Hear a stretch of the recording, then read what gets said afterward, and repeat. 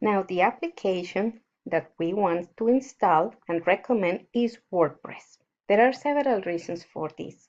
One, it's highly developed, widely used, and additionally, it has many components that will allow you to create the look and have the functions that you decide for your web space. To get started, click on WordPress. You will be taken to a section named Installatron. Installatron is the program that will help us install WordPress.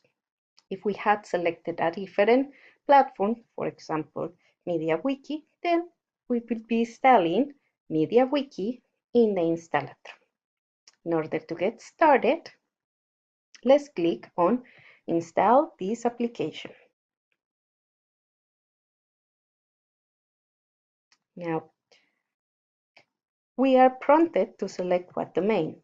In the case that we have several domains, we can choose from this list, and I recommend that we also choose one that starts with www. The difference between HTTP and HTTPS is that S indicates a secure layer. This means that there's software in place to keep the site encrypted. This is especially useful when you are dealing with passwords and financial transactions. Since this is not the case for our site, it's best to keep it as HTTP. Directories are used to select in a similar manner as folders where our site will go. Since our site will be the main space, we don't need to enter anything here. As we go down, we can see a couple of selections. We're going to leave them as default, but I'm going to change the administrator name to be something that I can remember. In this case, I want to call it admin, and I will change the password to something again that I can remember. I will make sure that my email is correct in the administrator email, as all information about the site will be sent to this email, and I will create a title for my web space, which I will call See You as Domain. Afterwards, I'm prompted to enter a tagline. In this case, I am going to put domains of hands-on web space. We can decide whether or not we want to limit the login attempts or not. If you want more security, please select or keep selected yes. If you are just getting started, I recommend that you select no. Please keep in mind that once your site becomes secure, or you have finished working on it, is a very good practice to select limit login attempt in the case that somebody unauthorized might try to access your site. This is an unlikely event, but nevertheless, it's better to be protected.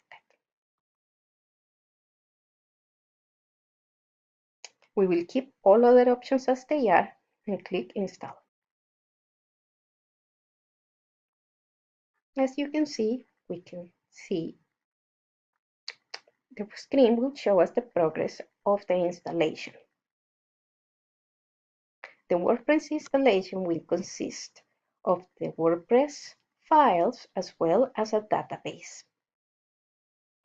We will find the domains or the web addresses where our site is located, as well as a wp-admin section. This is where we will be managing our site. So from here, we'll manage our web space. From here, we'll manage our site.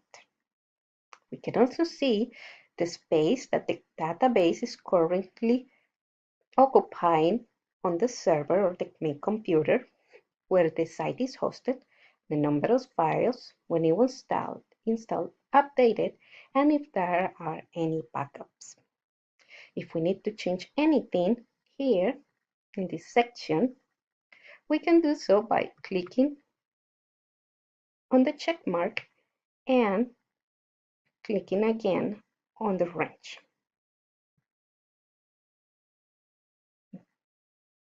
This is especially important if we need to set again the administrator password, username, or email.